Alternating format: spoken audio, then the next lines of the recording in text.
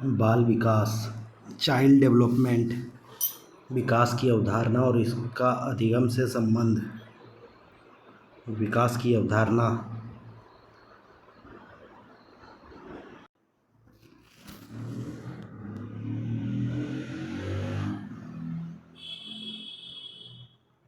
सृष्टि के साथ विकास का क्रम जुड़ा हुआ है। मनुष्य का अभिवृद्धि और विकास माँ के गर्भ से प्रारंभ होकर जन्म के बाद जीवन पर्यंत चलता रहता है।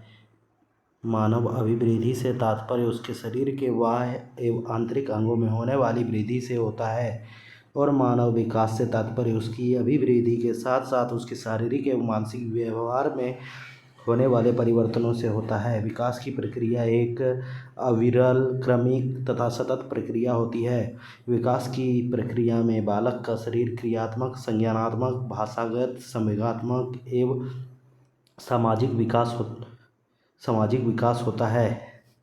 विकास कई अवस्थाओं से गुजरता है। विकास की प्रक्रिया में रुचियों, आदतों, दृष्टिकोणों, जीवन मूल्यों, स्वभाव, व्यक्तित्व, व्यवहार इत्यादि का विकास भी शामिल है। बालक अनुभवों के द्वारा नवीन क्रियाएं सीखता है तथा पुरानी क्रियाओं में परिमार्जन भी करता है। बालक विकास का तात्पर्य है बालक के विकास की प्रक्रिया उसके जन्म से पूर्व गर्भ में ही प्रारंभ हो जाती है। विकास की इस प्रक्रिया में वह गर्भावस्था, शिशुआवस्था, बाल्यावस्था, किशोरावस्था, प्रौढ़ावस्था इत्यादि कई अवस्थाओं से गुजरते हुए परिपक्वता की परिस्थिति प्राप्त करता है। अभिवृद्धि और विकास, ग्रोथ एंड डेवलपमेंट। वृद्धि और विकास की प्रक्रिया गर्भावस्था से ही प्रारंभ हो जाती है और जीवन भर चलती रहती है। मानव अभिवृद्धि से तात्पर्य मनुष्य के शरीर के आकार और भार में होने वाले वृद्धि से होता है, जबकि मानव विकास से तात्पर्य उसके शारीरिक, मानसिक, भाषाई, संवेगात्मक, सामाजिक और चारित्रिक आदि पक्षों में ऊर्ध्वगामी परिवर्तनों से होता है। एक अभिभावक कहता है कि मेरे लड़के की अभिवृद्धि हुई है लेकिन विकास नहीं हुआ है, अर्थात अभिवृद्धि शारीरिक वृद्धि और संकेत करता है, जबकि विकास योग्य की ओर। अभिवृद्धि का अर्थ वृद्धि से है। शारीरिक अंगों के आकार, प्रकार, भार, ऊंचाई आदि में आयु के अनुसार बढ़ोतरी को अभिवृद्धि कहते हैं। यह दिखाई देता है, इसे मापा भी जा सकता है। गर्भावस्था में भ्रूण निर्माण के पश्चात जन्म होने तक उसमें जो प्रगतिशील परिवर्तन होते हैं वह अभिवृद्धि का एक निश्चित दिशा और क्रम होता है, अर्थात अभिवृद्धि एक आंतरिक प्रक्रिया है। यह बाहर से लादी नहीं जा सकती है। वातावरण इसमें सहयोग दे सकता है लेकिन इसकी दिशा निर्धारित नहीं कर सकता है। विकास की अवधारणा। विकास शब्द का प्रयोग परिमाणात्मक परिवर्तनों के साथ साथ व्यवहारिक परिवर्तनों जैसे कार्यकुशलता, कार्यक्षमता, व्यवहार में सुधार इत्यादि के लिए होता है। विकास अपने आप में एक विस्तृत अर्थ रखता है। कोई व्यक्ति कहे कि हमारे पेड़ की अभिवृद्धि तो हुई लेकिन विकास नहीं हुआ, तो इसका अर्थ है कि आम के पेड़ की लंबाई, चौड़ाई, डालियाँ आदि में वृद्धि हो गई है लेकिन वह फल नहीं रहा है। वृद्धि हो गई है लेकिन वह फल फूल नहीं रहा है। अभिवृद्धि एवं विकास में अंतर। अभिवृद्धि यह एक संकीर्ण अवधारणा है। अभिवृद्धि विकास की प्रक्रिया है। अभिवृद्धि में बालक के विकसित पक्ष में कुछ निश्चित परिवर्तन होता है। आकार में परिवर्तन अभिवृद्धि है। अभिवृद्धि को मापा जा सकता है तथा उसकी मात्रात्मक व्याख्या की जा सकती है। अभिवृद्धि की प्रक्रिया स्वाभाविक होती है, इस पर वंशानुगत की अपेक्षा अधिक प्रभाव पड़ता है। किसी अंग में कितनी वृद्धि हुई है यह अभिवृद्धि द्वारा पता लगता है। अभिवृद्धि कोशीय वृद्धि है। विकास व्यापक अवधारणा है। विकास में अभिवृद्धि निहित है। विकास के सभी क्षेत्रों में व्यापक परिवर्तन होता है। विकास विमेदीकरण तथा विशिष्ट कारण की प्रक्रिया है। विकास गुणात्मक होता है, जिसका मूल्यांकन व्यक्ति के कार्यों और व्यवहारों से होता है। विकास की प्रक्रिया जटिल होती है, यह परिपक्वता की ओर ले जाती है। इस पर वातावरण का प्रभाव पड़ता है। किसी विशिष्ट अंग में कितनी क्षमता या शक्ति प्राप्त हुई, इसका पता विकास से चलता है। विकास शरीर की विभिन्न अंगों में व्यक्तित्व तथा सामर्थ्य का संगठन है। विकास में होने वाले परिवर्तन। आयु बढ़ने के साथ साथ विकास में कुछ निश्चित परिवर्तन दिखाई देते हैं। इन परिवर्तनों को निम्नलिखित बिंदुओं को से स्पष्ट किया जा सकता है। आकार में परिवर्तन, अनुपात में परिवर्तन, नई आकृतियों का लोप, नई आकृतियों की प्राप्ति।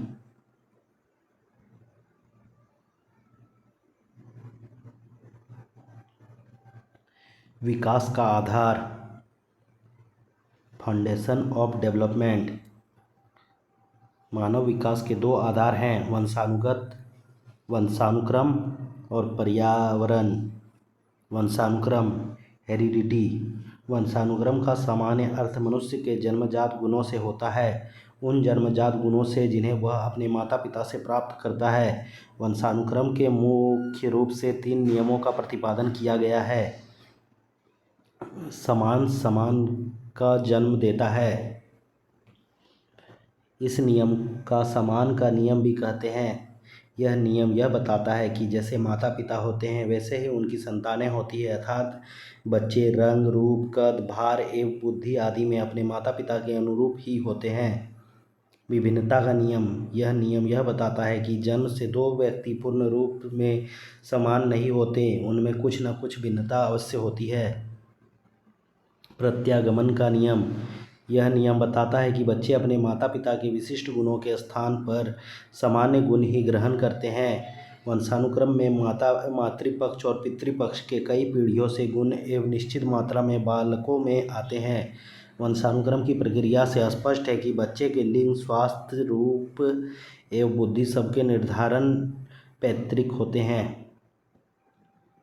पर्यावरण। पर्यावरण का शाब्दिक अर्थ है संपूर्ण आवरण। इस शब्द का प्रयोग अनेक क्षेत्रों में किया जाता है, उनमें से 2 क्षेत्र मुख्य हैं, एक प्रकृति और दूसरा समाज। प्रकृति पर्यावरण से तात्पर्य स्थान विशेष की प्रकृति परिस्थितियों, नदी, पहाड़, जल, वायु एवं तापमान आदि से होता है, और सामाजिक पर्यावरण से तात्पर्य व्यक्ति विशेष की उन पारिवारिक, सामाजिक, सांस्कृतिक, धार्मिक एवं राजनीतिक परिस्थितियों से होता है जिसमें वह रहता है। विकास का प्रमुख आधार वातावरण है, जो सभी प्रकार के विकास को प्रभावित करता है।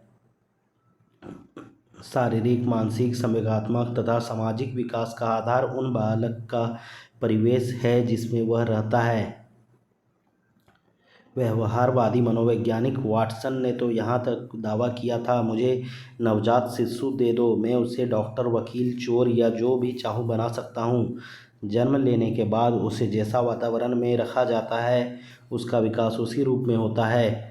मनुष्य के व्यक्तित्व के निर्माण में उसके वंशानुक्रम से अधिक उसके पर्यावरण का प्रभाव होता है। बालक जिन व्यक्तियों के बीच रहता है उन्हीं की आदतों को सीखता है, उन्हीं के आदर्श, विश्वास और मूल्यों को सीखता है और उन्हीं के अनुसार आचरण करता है।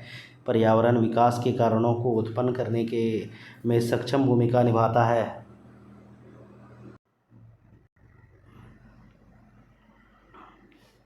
अभिवृद्धि और विकास में वंशानुक्रम एवं पर्यावरण का प्रभाव। बालक क्या कर सकता है, विकास क्यों नहीं कर रहा है आदि प्रश्नों का उत्तर वंशानुक्रम और पर्यावरण में निहित है। बालक में वंशानुक्रम तथा पर्यावरण का उत्पाद है। विकास के लिए वातावरण अधिक जिम्मेदार होता है, लेकिन वातावरण के साथ यदि वंशानुक्रम भी ठीक है तो इसको सार्थक दिशा मिल जाती है। इसलिए बालक के विकास के लिए दोनों कारकों को भी समझना आवश्यक है।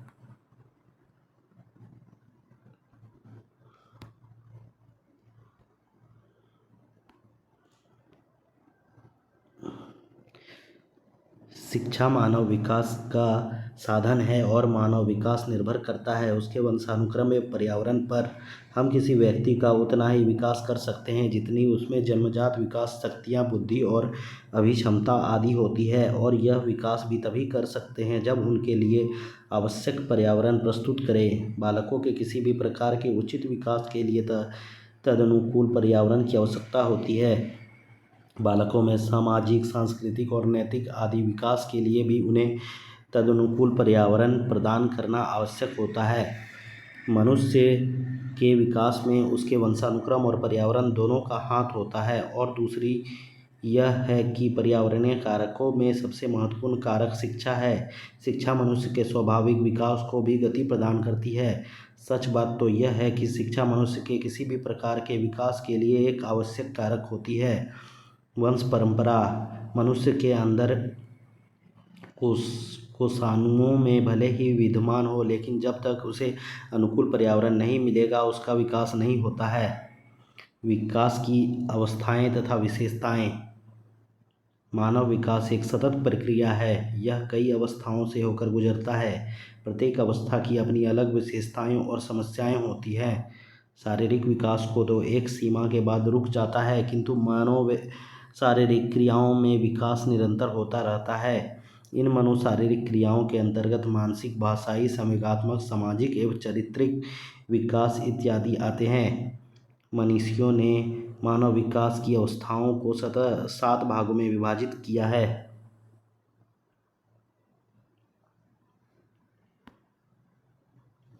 गर्भावस्था, गर्भधारण से जन्म तक। शिशुआवस्था, जन्म से 5 वर्ष तक। बालावस्था, 5 वर्ष से 12 वर्ष तक। किशोरावस्था, 12 वर्ष से 18 वर्ष तक। युवा अवस्था, 18 वर्ष से 25 वर्ष तक। प्रौढ़ावस्था, 25 वर्ष से 55 वर्ष तक। वृद्धावस्था, 55 वर्ष से मृत्यु तक। गर्भावस्था विकास और विशेषताएं।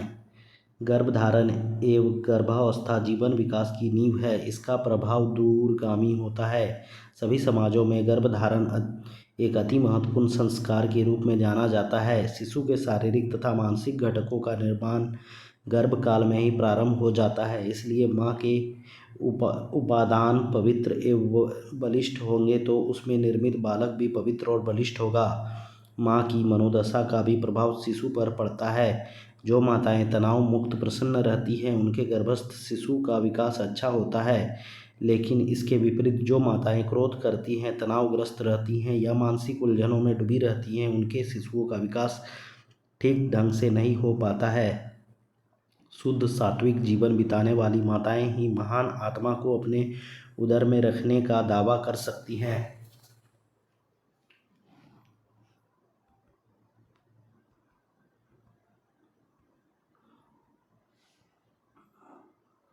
भारत में गर्भधारण का एक संस्कार के रूप में स्वीकार है। इसलिए यहाँ की गर्भवती महिलाओं को पवित्र, सुंदर, सकारात्मक बातों से युक्त कविताओं और कहानियाँ सुनने की परंपरा प्राचीन काल से ही है। पुराणों में इसके कई उल्लेख मिलते हैं। एक उदाहरण अभिमन्यु का है, जिन्होंने गर्भावस्था में चक्रव्यूह भेदन का ज्ञान प्राप्त किया था। गर्भावस्था में माता की गतिविधियों का प्रभाव गर्भस्थ शिशु पर पड़ता है। गर्भधारण के समय जो विचार होते हैं, जो चित्र होते हैं, वह शिशु उन्हीं प्रतिबिंबों से लेकर जन्म लेता है। गर्भधारण के समय की शारीरिक दशा का भी बालक पर प्रभाव पड़ता है। प्रहलाद ने गर्भ में ही भागवत तत्व का बोध प्राप्त कर लिया था। इसलिए प्राचीन समाज में गर्भधारण के समय माता पिता वंचित पुत्र की छवि अपने मनोदशा में रखते थे।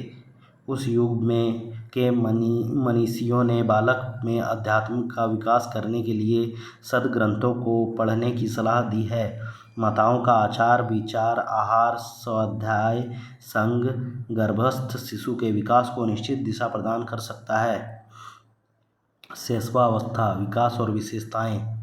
जन्म से 6 वर्ष की अवस्था को शैशवावस्था कहा जाता है। वास्तव में शैशवावस्था जीवन की वह काल है जब शिशु पर निर्भरता से आत्मक निर्भरता की ओर बढ़ता है। इस अवस्था में ग्रहणशीलता और विकास की गति तीव्र होती है। बालक में पैरों के कौशल संबंधी विकास 18वें महीने से शुरू हो जाता है। शारीरिक विकास भी तेजी से होता है। इस अवस्था में शारीरिक मानसिक विकास के साथ साथ संवेगात्मक, भाषाई, सामाजिक, चारित्रिक इत्यादि का भी विकास होने लगता है। वास्तव में शैशवावस्था जीवन का वह काल है जब शिशु पर निर्भरता से आत्मनिर्भरता की ओर बढ़ने लगता है। आत्म अधिकारों का ज्ञान भी बच्चों में इसी अवस्था से होने लगता है। शिक्षा की दृष्टि से शिशुअवस्था महत्वपूर्ण अवस्था है। यह अवस्था संस्कार निर्माण का काल है और व्यक्तित्व निर्माण का काल भी माना जाता है। प्रयोगों एवं निरीक्षणों द्वारा यह तथ्य उजागर हुआ है कि प्रथम 6 वर्ष में बच्चे आगे के 6 वर्ष से अधिक सीखते हैं, पर यह तभी संभव होता है जब शिशुओं की शिक्षा व्यवस्था उसके शारीरिक, मानसिक, संवेगात्मक और सामाजिक विकास को दृढ़ दृष्टि में रखकर किया जाता है। बाल्यावस्था, विकास और विशेषताएं। शैशवावस्था के उपरांत बाल्यावस्था आती है। सामान्यतः बाल्यावस्था का काल 6 से 12 वर्ष के बीच को कहा जाता है। शैशवावस्था में जहाँ सभी प्रकार की अपरिपक्वता रहती है, वहीं बाल्यावस्था में परिपक्वता आने लगती है। बालक समाज के अंतःक्रिया समुचित ढंग से करने लगता है। इस काल में बच्चों में चिंतन एवं तर्क शक्तियों का विकास हो जाता है। इस अवस्था में स्थायित्व आने लगता है। वास्तव में यह जीवन महत्वपूर्ण है, क्योंकि इसमें जो संस्कार प्राप्त होते हैं वे जीवन भर रहते हैं। इसलिए इस काल को निर्माणकारी काल कहा जाता है। बाल्यावस्था सीखने तथा समझने की सर्वोत्तम अवस्था है। इस काल में वे जो भी कुछ सीखते हैं वह सब स्थायी होता है। किशोरावस्था, विकास और विशेषताएं। 12 वर्ष से 18 वर्ष तक की अवस्था को किशोरावस्था कहा जाता है। किशोरावस्था वह समय है जिसमें व्यक्ति बाल्यावस्था से परिपक्वता की ओर बढ़ता है। इस अवस्था में किशोरों की लंबाई एवं भार दोनों में वृद्धि होता है, साथ ही मांसपेशियों में भी वृद्धि होती है। किशोरावस्था एक भावुक, संवेदनशील, कल्पनाशील एवं उन्मुक्त विचारों की अवस्था है।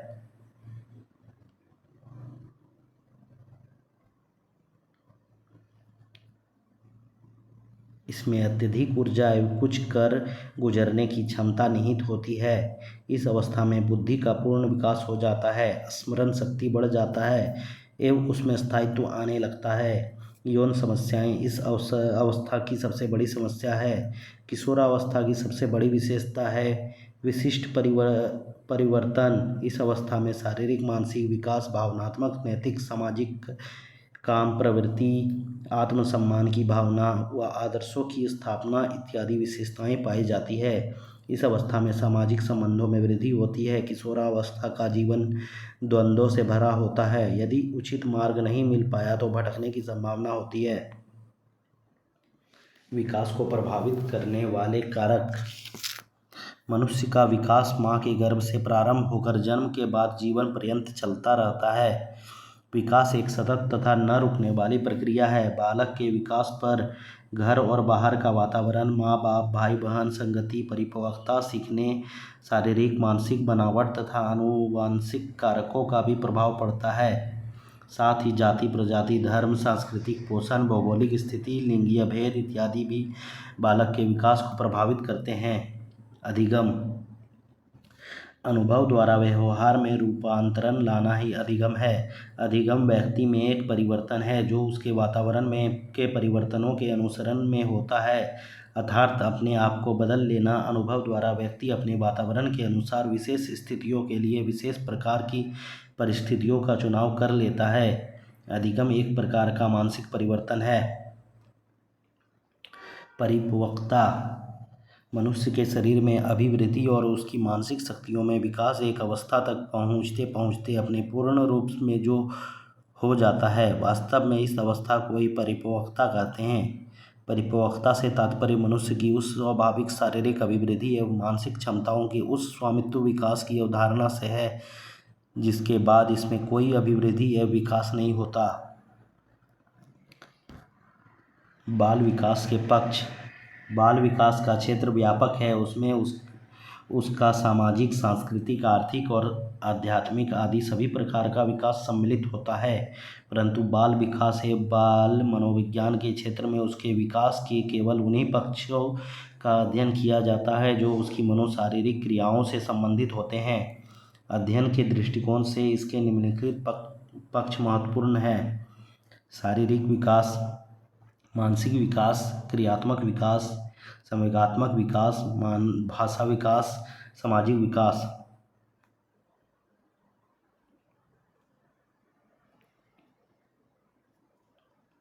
शारीरिक विकास।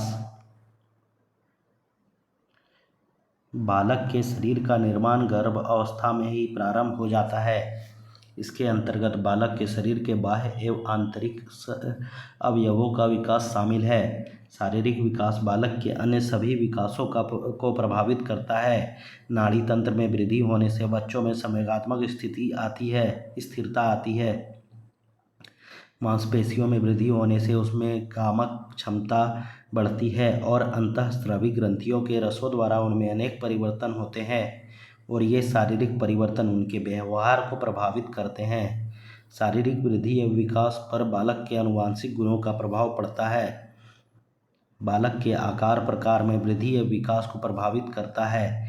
जन्म का समय, माँ का आहार, जन्म क्रम, आर्थिक स्थिति, गर्भस्थ शिशु की क्रियाएं, शारीरिक अनुपात, भौगोलिक स्थिति, शारीरिक क्रियाएं इत्यादि भी बालक के शारीरिक विकास को प्रभावित करते हैं। इसके अतिरिक्त बालक के परिवेश एवं उसकी देखभाल भी शारीरिक वृद्धि एवं विकास पर प्रभाव डालता है। बच्चों की शारीरिक वृद्धि एवं विकास से परिचित होकर शिक्षक उन्हें शिक्षित कर सकते हैं।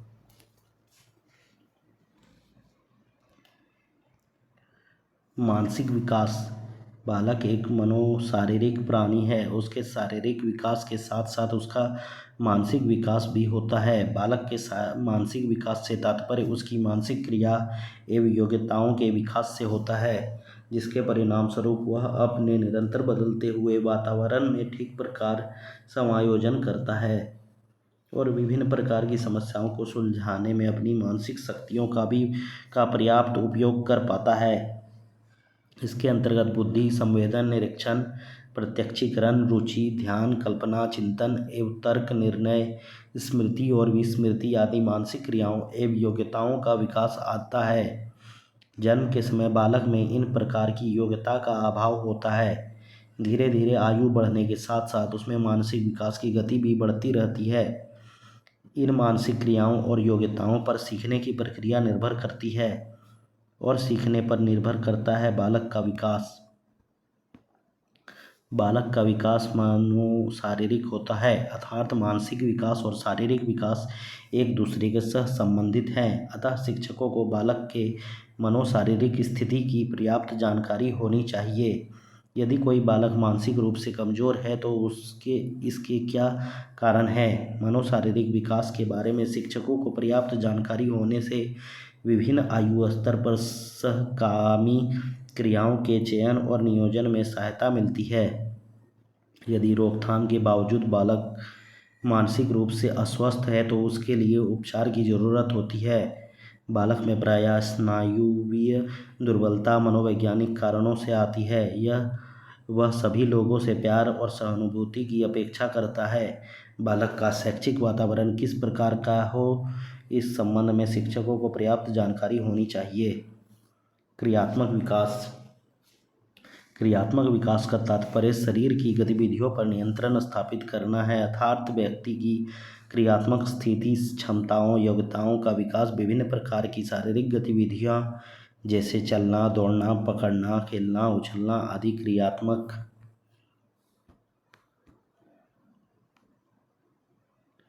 विकास है। शरीर के विभिन्न अंगों और पेशियों में समन्वय या नियंत्रण करना ही क्रियात्मक विकास है। शारीरिक वृद्धि एवं विकास के साथ ही उम्र बढ़ने के साथ उसमें इस तरह की योग्यताओं का भी विकास होने लगता है। पर्याप्त क्रियात्मक विकास के अभाव में बालक में विभिन्न प्रकार के कौशलों का विकास में बाधा पहुंचती है। क्रियात्मक विकास गर्भकालीन अवस्था से ही आरंभ हो जाता है, लेकिन जन्म के बाद क्रियात्मक विकास की गति तीव्र एवं स्पष्ट होती है। शरीर ही वह माध्यम है जिसके द्वारा सभी सफलताएं प्राप्त की जा सकती है। व्यक्तित्व के सभी पहलू इसी के संबंधित हैं। मानसिक, संवेगात्मक तथा सामाजिक विकास की कल्पना बिना क्रियात्मक विकास के संभव नहीं है। बच्चों की मांसपेशियां जितनी मजबूत और कल्पना बिना क्रियात्मक विकास के संभव नहीं है। बच्चों की मांसपेशियां जितनी मजबूत और परिपक्व होगी वह उतना ही अधिक शारीरिक क्रियाओं पर नियंत्रण कर सकता है। तंत्रों एवं मांसपेशियों की परिपक्वता पर ही कौशल की निर्भरता होती है। क्रियाशीलता से शक्ति व्यय होती है। संचित शक्ति के होने से अवांछित संवेग बाहर निकल आते हैं। क्रियात्मक नियंत्रण से बालक में सामाजिकरण, शारीरिक सुरक्षा का भाव विकसित होता है। इसके द्वारा बच्चों में आत्मविश्वास का विकास भी होता है। क्रियात्मक विकास के स्वरूप एवं प्रक्रिया का ज्ञान होना शिक्षकों के लिए आवश्यक है। इसी ज्ञान के आधार पर वह बालक में विभिन्न कौशलों का विकास करवाने में सहायक हो सकता है। संवेगात्मक विकास। संवेग की उत्पत्ति जन्म के साथ होती है। संवेग एक प्रकार की आंतरिक उत्तेजना है। संवेग ऐसी अवस्था है जो व्यक्ति के व्यवहार को प्रभावित करती है। प्रसन्नता, दुख, क्रोध, घृणा, आश्चर्य, स्नेह, द्वेष इत्यादि सभी भाव मनुष्य के जीवन के साथ रहते हैं, लेकिन कुछ व्यक्ति इसका समाज में परिष्करण, शोधन एवं नियंत्रण करके उन्हें सही दिशा प्रदान करते हैं। मनोवैज्ञानिकों ने संवेग को एक आंतरिक उपद्रव की अवस्था माना है जो किसी उत्तेजक से उत्पन्न होती है। अवस्था बढ़ने के साथ साथ संवेगों में परिपक्वता आती है। व्यक्ति का संवेगात्मक व्यवहार बौद्धिक, सामाजिक एवं नैतिक विकास को भी प्रभावित करता है। प्रत्येक संवेगात्मक अनुभूति व्यक्ति में कई प्रकार के शारीरिक और शरीर संबंधी परिवर्तनों को जन्म देती है। संवेगों का उद्भव और विकास क्रमशः अवस्था के अनुसार होता है। इसके उत्पन्न होने की गति भी सभी अवस्थाओं में समान नहीं होती है। उल्लास, प्रेम, प्रसन्नता, भय तथा घृणा का भाव एक के बाद एक उत्पन्न हुआ। इससे स्पष्ट है कि मनुष्य में सभी प्रकार के भाव अंतर्निहित होते हैं। जैसी परिस्थिति हो यह उद्दीपन होता है, उसी के अनुरूप ये व्यक्त होते हैं। संवेगात्मक विकास के कई कारक होते हैं। इन कारकों की जानकारी शिक्षकों को होनी चाहिए। जैसे बालक में भय का कारण क्या है,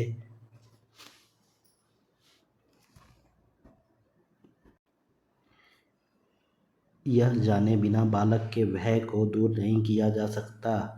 बालक के संतुलित विकास में उसके संवेगात्मक विकास की अहम भूमिका होती है। इस तरह संवेगात्मक विकास के कई पहलुओं को ध्यान में रखकर ही बालक का सर्वांगीण विकास किया जा सकता है। भाषा विकास। भाषा में संप्रेषण के वे सभी साधन आते हैं जिसमें विचारों और भावों को प्रक्रियात्मक बना दिया जाता है, जिससे कि अपने विचारों और भावों को दूसरे से अर्थपूर्ण ढंग से कहा जा सके। भाषा प्राणी में भावों को अभिव्यक्त करने का माध्यम है। भाषा के माध्यम से मनुष्य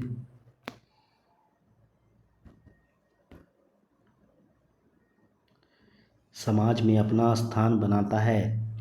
उनके व्यक्तित्व के निर्माण में भाषा की महत्वपूर्ण भूमिका होती है। भाषा जन्म के साथ उत्पन्न होती है। बच्चा जन्म के बाद रोता है, यह उसकी प्रथम भाषा है। अतः कहा जा सकता है कि वाणी भाषा का एक विशिष्ट ढंग है। वाणी में विचार, भाव तथा मानसिक संचेतना निहित होती है जो किसी व्यक्ति और समाज को प्रभावित कर सकती है। वाणी व्यक्तित्व का एक आईना है। जैसा व्यक्ति होता है उसी प्रकार उनकी वाणी होती है। वाणी से समाज में सम्मान मिलता है और उसी से अपमान। भाषा का विकास एक प्रकार का संज्ञानात्मक विकास ही है। बालक में भाषा का विकास उनके जन्म के साथ ही प्रारंभ हो जाती है। भाषाई योग्यताओं के अंतर्गत मौखिक अभिव्यक्ति, सांकेतिक अभिव्यक्ति, लिखित अभिव्यक्ति शामिल है। भाषाई योग्यता एक कौशल है जिसके अर्जित किया जा सकता है। इस कौशल को अर्जित करने की प्रक्रिया बालक के जन्म के साथ ही प्रारंभ हो जाती है। यह विकास बालक में धीरे धीरे एक निश्चित क्रम में होता है। भाषा विकास की महत्वपूर्ण अवस्था शब्द भंडार में वृद्धि है।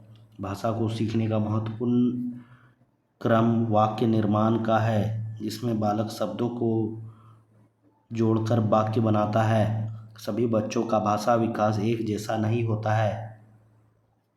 भाषा विकास पर स्वास्थ्य, बुद्धि, सामाजिक आर्थिक स्थिति, लिंगीय विभिन्नता, परिवार का आकार, द्विभाषा, परिपक्वता, संवेगात्मक तनाव, व्यक्तित्व इत्यादि प्रभावित करते हैं। शिक्षकों को भाषा के विकास की प्रक्रिया का सही ज्ञान होना आवश्यक है। यदि बालक तुतला रहा है, उच्चारण अस्पष्ट है, हकलाता है, तो क्यों इसका समाधान संभव है। बालक की शिक्षा में लिखने पढ़ने बोलने की योग्यता महत्वपूर्ण होती है, इसलिए इनकी जानकारी शिक्षकों को अवश्य होनी चाहिए। सामाजिक विकास। बालकों के सामाजिक विकास से तात्पर्य उनके द्वारा अपने समाज की जीवन शैली को सीखने और अपने समाज में समायोजन करने से होता है। मनुष्य जिस समाज के बीच जन्म लेता है और जिस समाज के बीच रहता है, उसे उस समाज की भाषा, रहन सहन एवं खान पान की विधियाँ, रीतियाँ रिवाजों और आचरण की विधियों को सीखना होता है। बिना इसके सीखे वह उस समाज में समायोजन नहीं कर सकता। यह कार्य वह धीरे धीरे सीखता है। इसे ही बालक का सामाजिक विकास कहते हैं। बालक में सामाजिक भावनाओं का विकास जन्म के बाद ही शुरू हो जाता है। सामाजिक गुण भी बच्चों में धीरे धीरे पनपते हैं। यह सामाजिक विकास अथवा सामाजिकरण के नाम से जानी जाती है। व्यक्ति और समाज यद्यपि दो शब्द हैं, लेकिन दोनों एक दूसरे के पूरक हैं। व्यक्ति से समाज बनता है और समाज व्यक्ति के कल्याण के लिए कार्य करता है। प्रत्येक सामाजिक समूह अपने व्यवहार का एक मापदंड रखता है, जिसे उस समूह के सदस्यों द्वारा मान्यता होती है। समाजीकरण की प्रक्रिया में सभी बच्चों को न केवल उन मानदंडों की जानकारी होनी चाहिए, बल्कि उन मानदंडों पर चलने का व्यवहार भी प्रदर्शित करना चाहिए। शिक्षा के कई उद्देश्य में एक बालक का सामाजिक विकास भी होता है। शिक्षक का कर्तव्य है कि शिक्षा द्वारा बालकों का सामाजिक विकास करे, समाज के आदर्शों, मूल्यों तथा परंपराओं से उन्हें परिचित कराए, ताकि बालक मान्य सामाजिक व्यवहार और असामाजिक व्यवहार में अंतर कर सके। शिक्षा समाज से जुड़ी और बालक का विकास शिक्षा द्वारा होता है। शिक्षा का प्रमुख उद्देश्य समाज के योग्य नागरिकों का निर्माण करना है।